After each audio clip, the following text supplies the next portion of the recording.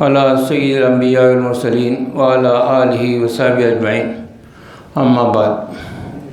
قال اللہ تعالی: سبحان الذی اسری بعبدہ لیلا من المسجد الحرام الی المسجد الاقصی الذی بارکنا حولہ لنریہ من آیاتنا انہ هو السمیع البصیر۔ پاک ہے وہ ذات جو لے گیا ایک رات اپنے بندے کو مسجد حرام سے دور کی اس مسجد تک، جس کے ماحول کو اس نے برکت دی ہے تاکہ اسے اپنی کچھ نشانیوں کا مشاہدہ کرائے۔ حقیقت میں وہی کہ سب کچھ سننے والا اور دیکھنے والا ہے۔ محترم حضرات، میں اس ماہ کی مناسبت سے معراج النبی صلی اللہ علیہ وسلم کا سفر نامہ، جو معراج اللہ کے رسول صلی اللہ علیہ وسلم کو نصیب ہوئی تھی، اس کے بارے میں ذکر کرتا ہوں۔ معراج پیغمبر اسلام علیہ السلام کی زندگی کے ان واقعات میں سے ایک واقعہ ہے جنہیں دنیا میں سب سے زیادہ شہرت حاصل ہوئی ہے۔ عام روایت کے مطابق یہ واقعہ ہجرت سے 1 سال پہلے 27 رجب کی شام کو پیش آیا۔ اس کا ذکر قرآن میں بھی ہے اور حدیث میں بھی۔ قرآن یہ بتاتا ہے کہ معراج کس غرض کے لیے ہوئی تھی اور خدا نے اپنے رسول کو بلا کر کیا ہدایات دی تھی۔ حدیث یہ بتاتی ہے کہ معراج کس طرح ہوئی اور اس سفر میں کیا واقعات پیش آئے۔ اس واقعے کی تفصیلات 28 ہم عصر راویوں کے ذریعے سے ہم تک پہنچی ہیں۔ 7 راوی وہ ہیں جو خود معراج کے زمانے میں موجود تھے اور 21 وہ جنہوں نے بعد میں نبی صلی اللہ علیہ وسلم کی اپنی زبان مبارک سے اس کا قصہ سنا۔ مختلف روایتیں قصے کے مختلف پہلوؤں پر روشنی ڈالتی ہیں اور سب کو ملانے سے ایک ایسا سفر نامہ بن جاتا ہے جس سے زیادہ دلچسپ، معنی خیز اور نظر افروز سفر نامہ انسانی لٹریچر کی پوری تاریخ میں نہیں ملتا۔ حضرت محمد صلی اللہ علیہ وسلم کو پیغمبری کے منصب پر سرفراز ہوئے 12 سال گزر چکے تھے۔ 52 سال کی عمر تھی۔ آپ صلی اللہ علیہ وسلم حرم کعبہ میں سو رہے تھے۔ یکایک جبریل علیہ السلام فرشتے نے آ کر آپ صلی اللہ علیہ وسلم کو جگایا۔ آپ کچھ نیند میں اور کچھ بیداری کی حالت میں تھے۔ آپ کو اٹھا کر آپ صلی اللہ علیہ وسلم کو فرشتے زمزم کے پاس لے گئے۔ جبریل علیہ السلام سینہ مبارک کو چاک کیا، زمزم کے پانی سے اس کو دھویا، پھر اسے حلم اور بردباری، دانائی اور ایمان اور یقین سے بھر دیا۔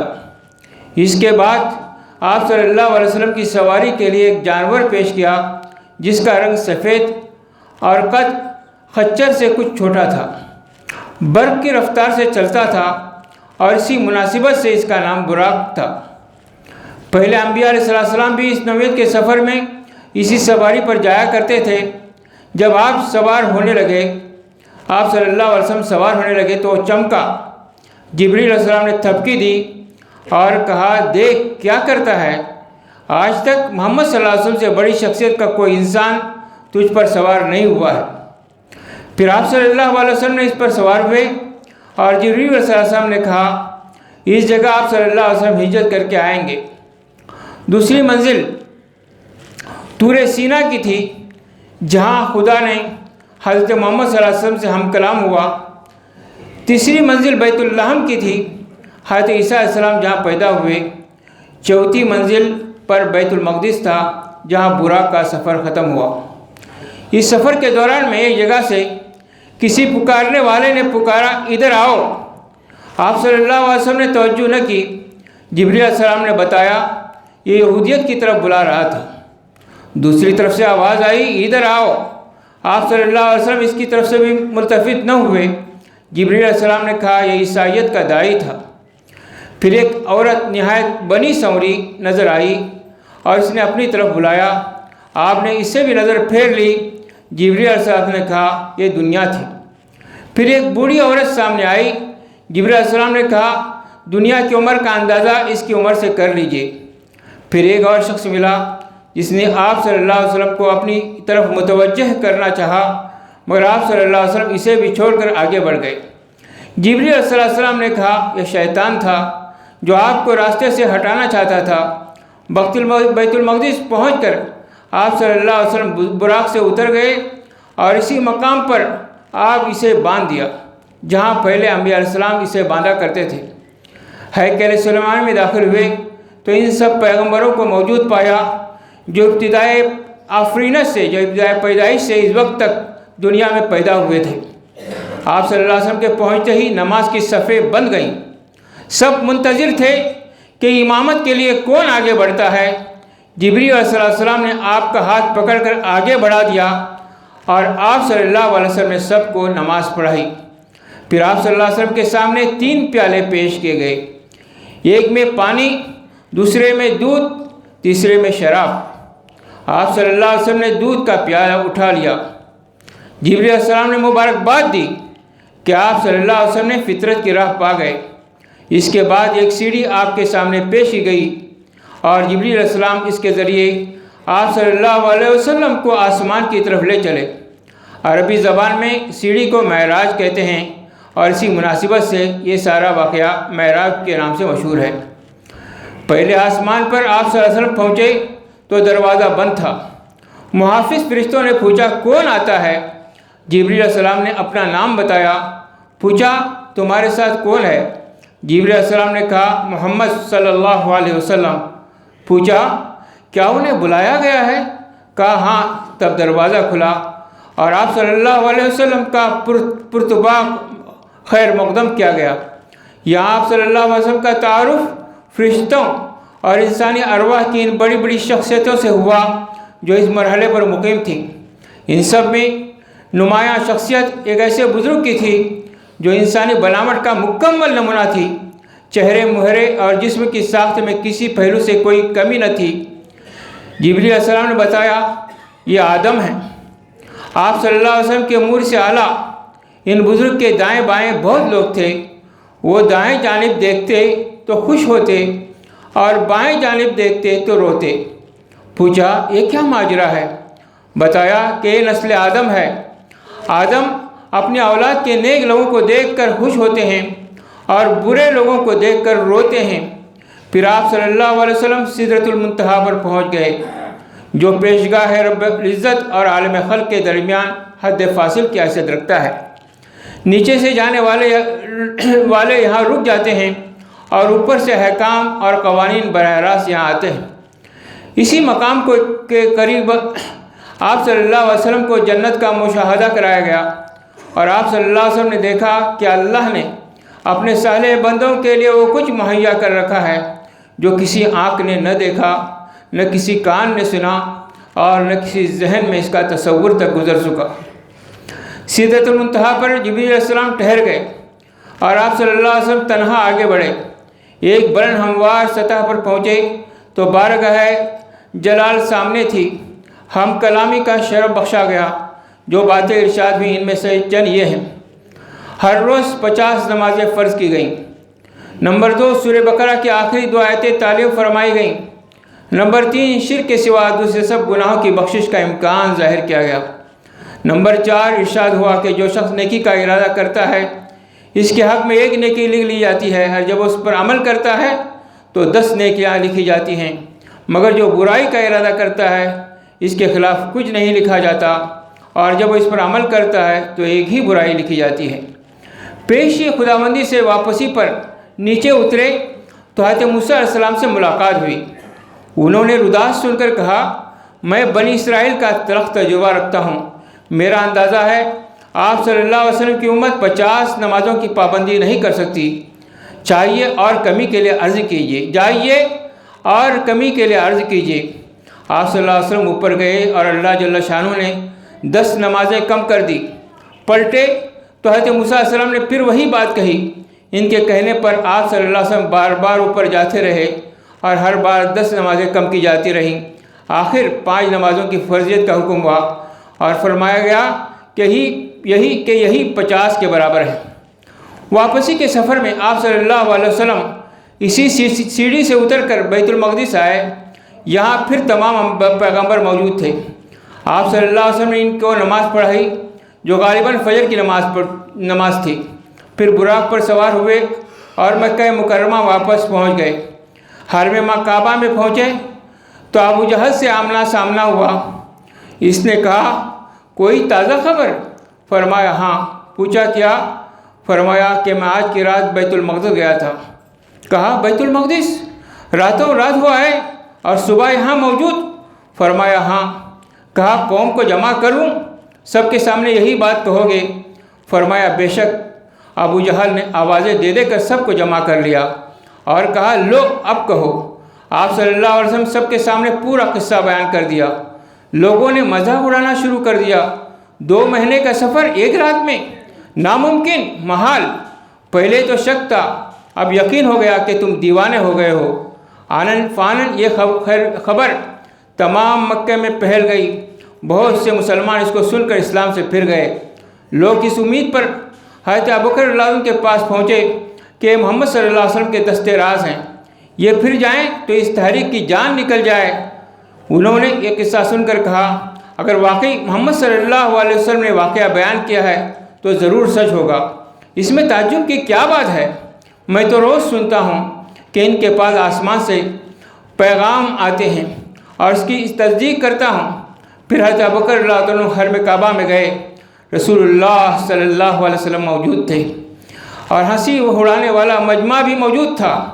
پوچھا کیا واقعی آپ صلی اللہ علیہ وسلم نے ایسا فرمایا ہے؟ جواب دیا ہاں۔ کہا بیت المقدس میرا دیکھا ہوا ہے، آپ صلی اللہ علیہ وسلم وہاں کا نقشہ بیان کریں۔ آپ صلی اللہ علیہ وسلم نے فوراً نقشہ بیان کرنا شروع کر دیا اور ایک چیز اس طرح بیان کی گویا بیت المقدس سامنے موجود ہے اور دیکھ دیکھ کر اس کی حقیقت بتا رہے ہیں۔ حضرت ابوبکر رضی اللہ عنہ کی اس تدبیر سے جھٹلانے والوں کو ایک شدید جھٹکا لگا۔ وہاں بکثرت ایسے لوگ موجود تھے جو تجارت کے سلسلے میں بیت المقدس جاتے رہتے تھے۔ وہ سب دلوں میں قائل ہو گئے کہ نقشہ بالکل صحیح ہے۔ اب لوگ آپ صلی اللہ علیہ وسلم کے بیان کی صحت کا مزید ثبوت مانگنے لگے۔ فرمایا جاتے ہوئے میں فلاں مقام پر فلاں قافلے پر سے گزرا جس کے ساتھ یہ سامان موجود تھا۔ قافلے والوں کے اونٹ براق سے بھڑکے، ایک اونٹ فلاں وادی کی طرف بھاگ نکلا۔ میں نے قافلے والوں کو اس کا پتہ بتا دیا۔ واپسی پر فلاں وادی میں فلاں قبیلے کا قافلہ مجھے ملا، سب لوگ سو رہے تھے۔ میں نے ان کے برتن سے پانی پیا اور اس بات کی علامت چھوڑ دی کہ اس سے پانی پیا گیا ہے۔ ایسے ہی کچھ اور اتے پتے آپ صلی اللہ علیہ وسلم نے دیے اور بعد میں آنے والے قافلوں سے اس کی تصدیق ہو گئی۔ اس طرح سب زبانیں بند ہو گئیں، مگر دل یہی سوچتے رہے یہ کیسے ہو سکتا ہے۔ آج بھی بہت سے لوگ یہ سوچ رہے ہیں یہ کیسے ہوا۔ نبی صلی اللہ علیہ وسلم کی ملاقات ایک ایسے فرشتے سے ہوئی جو نہایت ترشروئی سے ملا۔ آپ صلی اللہ علیہ وسلم نے جبریل سے پوچھا اب تک جتنے فرشتے ملے تھے سب اچھی طرح خندہ پیشانی اور حشاش بشاش چہروں کے ساتھ ملے، ان حضرت کی خوش مزاجی کا کیا سبب ہے؟ جبریل صلی اللہ علیہ وسلم نے بتایا اس کے پاس ہنسی کا کیا کام، یہ تو جہنم کا داروغہ ہے۔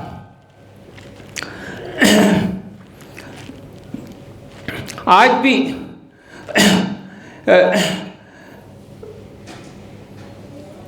یہ سن کر آپ صلی اللہ علیہ وسلم نے دوزخ دیکھنے کی خواہش ظاہر کی۔ اس نے ایک آپ صلی اللہ علیہ وسلم کی نظر کے سامنے سے پردہ اٹھا دیا اور دوزخ اپنی تمام ہولناکیوں کے ساتھ نمودار ہو گئی۔ اس مرحلے سے گزر کر آپ صلی اللہ علیہ وسلم دوسرے آسمان پر پہنچے۔ یہاں کے اکابر میں 2 نوجوان سب سے ممتاز تھے۔ تعارف پر معلوم ہوا یحییٰ علیہ السلام اور عیسیٰ علیہ السلام ہیں۔ تیسرے آسمان پر آپ صلی اللہ علیہ وسلم کا تعارف ایک ایسے بزرگ سے کرایا جن کا حسن عام انسانوں کے مقابلے میں ایسا تھا جیسے تاروں کے مقابلے میں 14ویں کا چاند معلوم ہوا۔ یہ سیدنا یوسف علیہ السلام ہیں۔ چوتھے آسمان پر حضرت ادریس علیہ السلام، 5ویں آسمان پر حضرت ہارون اور 6ٹھے آسمان پر حضرت موسیٰ علیہ السلام آپ سے ملے۔ 7वें आसमान पर पहुँचे तो एक अजीम शान मोहसिन बैतुल मामूर देखा, जहाँ बेशुमार फरिश्ते आते जाते थे। इसके पास आप सल्लल्लाहु अलैहि वसल्लम की मुलाकात एक ऐसे बुज़ुर्ग से हुई जो खुद आप सल्लल्लाहु अलैहि वसल्लम से बहुत मुशाबह थे। तारुफ पर मालूम हुआ ये हज़रत इब्राहीम अलैहिस्सलाम है। सफ़र महराज में आप सल्लल्लाहु अलैहि वसल्लम को तफसीली मुशाहिदा का मौका दिया गया। एक जगह आप सल्लल्लाहु अलैहि वसल्लम ने देखा कुछ लोग खेती काट रहे हैं और जितनी काटते हैं इतनी ही ज़्यादा बढ़ती जाती है। पूछा ये कौन है? कहा गया ये खुदा के राह में जिहाद करने वाले हैं। फिर देखा कुछ लोग वो हैं जिनके सर पत्थरों से कुचले जा रहे हैं। पूछा ये कौन है? कहा गया ये वो लोग हैं जिनकी सरगरानी इनको नमाज के लिए उठने न देती थी। कुछ और लोग देखे जिनके कपड़ों में आगे और पीछे पैबंद लगे हुए थे और वो जानवरों की तरह घास चर रहे थे। पूछा ये कौन है? कहा ये वो लोग हैं जो अपने माल से में ज़कात खैरात कुछ न देते थे। फिर एक शख्स को देखा कि लकड़ियों का गट्टा जमा करके उठाने की कोशिश करता है और जब वो नहीं उठता तो इसमें कुछ और लकड़ियां बढ़ा लेता है।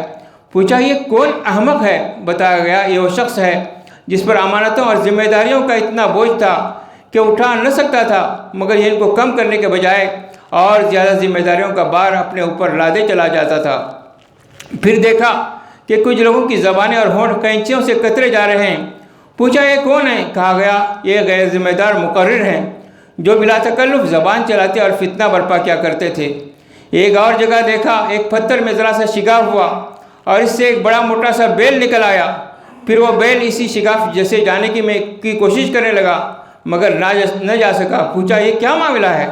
कहा गया ये इस शख्स की मिसाल है जो गैर जिम्मेदारी के साथ एक फितना अंगेज़ बात कर जाता है, फिर नादिम होकर इसकी तलाफ़ी करना चाहता है मगर नहीं कर सकता। एक और मकाम पर कुछ लोग थे जो अपना गोश्त काट काट कर खा रहे थे।